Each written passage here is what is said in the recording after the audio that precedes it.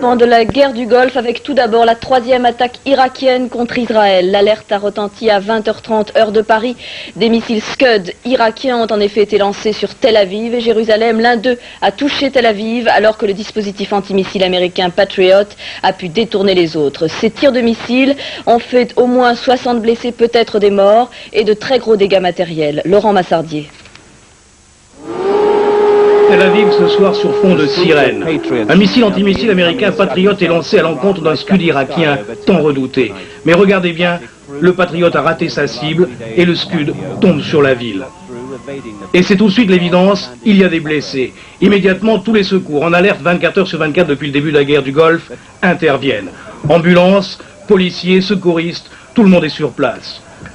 Apparemment la panique, mais en réalité une efficacité exemplaire. Immédiatement, les premiers blessés sont emmenés vers les hôpitaux. Selon les dernières informations, il y en aurait une 60aine. Mais encore une fois, ce chiffre n'est pas confirmé pour l'instant et on ne connaît pas la gravité exacte de leurs blessures. Le missile Scud serait tombé sur un immeuble d'habitation. Fenêtres, volets, balcons ont volé en éclats sur un rayon de plus de 300 mètres. Une demi-heure avant, la radio avait invité la population à se réfugier dans les pièces étanches de leurs appartements. Mais si pour l'instant, il est toujours difficile de savoir ce qui s'est passé exactement ce soir, au moins une certitude, le missile irakien ne portait pas de charge chimique.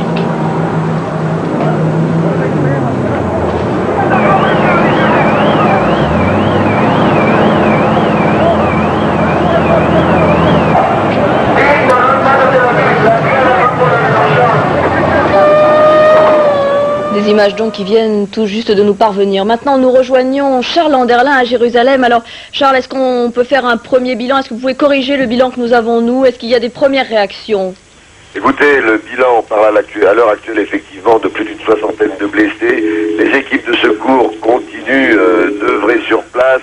Il y aurait encore des personnes sous les décombres. Le bilan risque malheureusement d'être encore plus élevé. C'est la troisième attaque de missiles sur Tel Aviv, la plus sanglante, et les autorités israéliennes la considèrent avec une extrême gravité.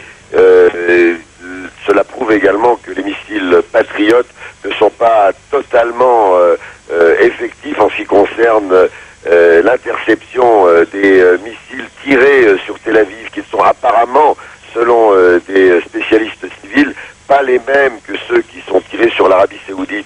Sur l'Arabie Saoudite, ce seraient des Scud B classiques, alors que sur Tel Aviv, ce sont des missiles entièrement transformés par les Irakiens, des missiles qu'ils appellent Al-Hussein, et qui volent apparemment beaucoup plus vite que ceux qui sont tirés sur l'Arabie Saoudite, et seraient donc plus difficiles à intercepter.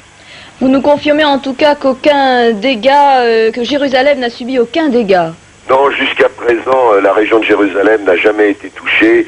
L'alerte est toujours déclenchée sur l'ensemble du pays en raison justement des risques d'un détournement de la trajectoire des missiles. Apparemment, effectivement, jusqu'à présent, les Irakiens ne visent que Tel Aviv et Haïfa. Maintenant, il faut dire que les Israéliens sont particulièrement inquiets, particulièrement pessimistes. Ils pensent qu'on va vers une escalade, et une escalade dans les attaques irakiennes, cela signifiera effectivement l'utilisation d'ogives non conventionnelles. Est-ce que l'on peut se risquer à faire l'hypothèse que les autorités israéliennes vont être tentées maintenant de riposter ou de... Écoutez, ce n'est pas le terme riposte qui en l'occurrence est utilisé par les autorités israéliennes, mais simplement le terme de légitime défense. Plus les attaques se multiplient, plus elles sont sanglantes, plus il est difficile au gouvernement israélien de rester calme face à une population qui quand même trouve que cela dure. Les gens sont de plus en plus anxieux. À un moment ou à un autre, il faudra que cela cesse, et les Israéliens vont se tourner vers les Américains et leur dire si vous n'arrivez pas à éliminer cette menace, alors laissez-nous au moins essayer. La coopération stratégique entre Israël et les États-Unis fait que toute opération israélienne ne sera vraisemblablement possible qu'en étroite coopération avec les Américains. Merci Charles Anderlin pour ce premier témoignage. Nous vous retrouvons bien sûr tout à l'heure dans notre journal de la nuit. Nous rejoignons maintenant Jacques Abouchard qui est à Washington en direct avec nous. Jacques, oui, y a-t-il déjà des réactions officielles aux États-Unis à cette troisième attaque irakienne? Allô? Oui, Jacques Abouchard, vous nous entendez? Oui. Jacques? Oui, Jacques, y a-t-il déjà des réactions officielles aux États-Unis à cette troisième attaque sur Israël? Non, il n'y a pas de réaction spécifique, mais il est bien évident, vous vous en doutez, que le Pentagone et surtout la Maison-Blanche suivent de très près les événements de Tel Aviv. Le numéro 2 du département d'État, M. Eagleberger, se trouve en Israël depuis 48 heures. Sa mission était précisément de coordonner aussi étroitement que possible l'action des deux pays. L'envoi à l'installation d'urgence samedi dernier des missiles américains anti-Scud Patriot était une première mesure à la fois pour rassurer les Israéliens et les dissuader de répondre, de riposter. Il est certain que les nouvelles attaques de missiles irakiens contre Tel Aviv va inciter les dirigeants israéliens à réévaluer la situation et Washington a évidemment tout à craindre d'un durcissement à Jérusalem. Merci Jacques, peut-être à tout à l'heure donc pour l'édition de la nuit vers minuit. Nous rejoignons tout de suite Louis Carzou qui suit pour nous CNN. Peut-être quelques dernières informations, Louis, sur cette attaque irakienne contre Israël. Louis Carzou. Oui Claire, effectivement, il vient d'y avoir il y a quelques minutes une interview du général israélien Nahum Shai qui a précisé que les deux patriotes qui avaient été lancés ont raté le missile irakien Scud qui est tombé ce soir sur Tel Aviv. Alors il aurait fait effectivement au moins 60 blessés. Le général a également précisé qu'une personne serait morte d'une crise cardiaque sous l'effet du choc causé par ce missile irakien qui est tombé donc sur Tel Aviv ce soir et que l'évaluation des dommages est encore en cours actuellement. Merci Louis. Autre alerte, celle qui a retenti sur la base aérienne d'Incirlik au sud de la Turquie.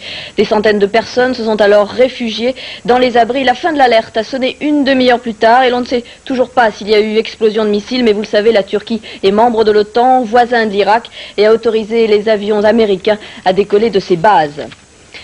Saddam Hussein est passé à une nouvelle phase des hostilités puisque l'Irak a commencé à détruire les installations pétrolières du Koweït. Selon les informations données par les Américains, les puits de pétrole et les réservoirs d'Al-Wafra, tout près de la frontière saoudienne, ont été rasés et deux installations pétrolières à 60 km de cette frontière sont toujours en feu. L'Irak a d'ailleurs poursuivi toute la journée ses attaques de missiles Scud contre Daran et Riyad. C'est la première fois que ces attaques ont lieu de jour. 6 missiles ont été tirés, mais aucun n'a atteint sa cible. Certains ont été interceptés par des missiles Patriot, d'autres se sont abîmés dans le désert. Il n'y a eu aucune victime en Arabie Saoudite, bien qu'un propulseur de Scud soit tombé dans une rue de Riyad. Les opérations aériennes des forces coalisées se sont poursuivies contre Bagdad. Plus de 10 000 sorties ont déjà été effectuées depuis le début de la guerre, mais le Pentagone ne dispose toujours pas d'une image très précise des résultats des tirs américains. Ce soir, les Alliés reconnaissent avoir perdu au total 17 appareils. Le récit de ces dernières heures avec Florence Mavic et Patrick Boitet. Aux avant-postes, les centurions de la première division britannique s'entraînent à détruire des bunkers enterrés. Dernière répétition avant l'offensive contre les fortifications irakiennes. Chaque armement est testé à tir réel.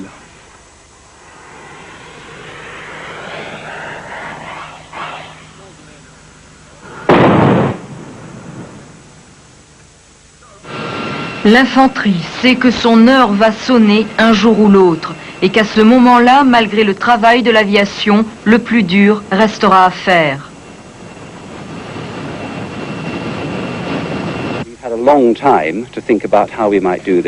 On a eu du temps pour penser à ce qu'on allait faire. On a de bonnes sources de renseignements, on s'entraîne beaucoup.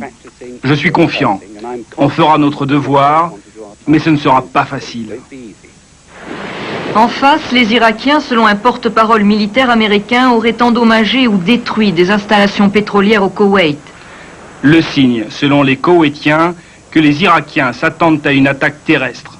Pour un expert britannique, c'est l'indication que les Irakiens se tiennent prêts à un retrait. Dans la capitale du Koweït, un témoin, joint cette nuit, fait état des difficultés d'approvisionnement des soldats irakiens.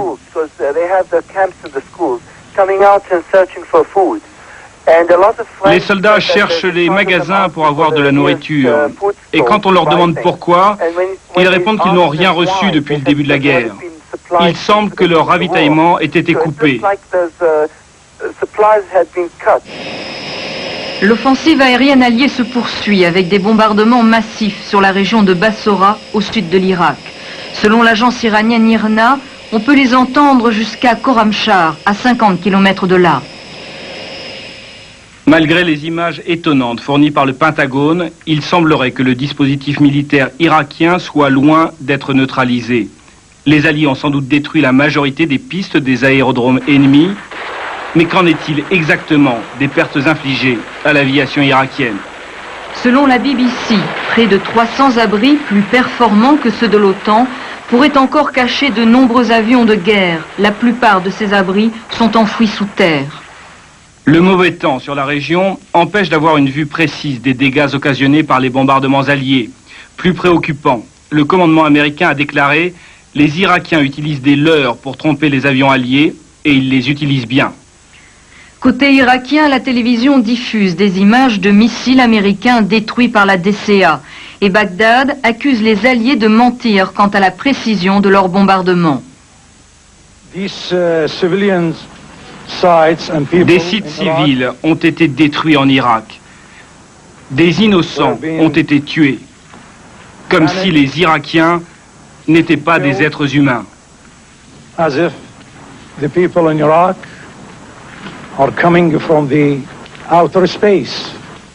Autre image de la télévision irakienne, la destruction de l'église Saint-Thomas à Nineveh, présentée comme la plus ancienne du pays.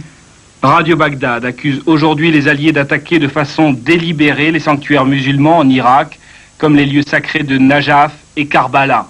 Ce soir, Bagdad annonce des représailles sous forme de mission suicide.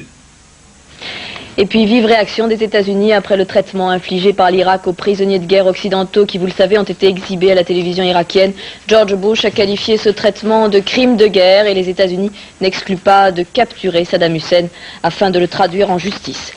Voilà, fin de ce flash. Toutes ces informations seront bien sûr développées plus longuement dans le journal de la nuit. Je vous retrouve donc tout à l'heure vers minuit. Merci.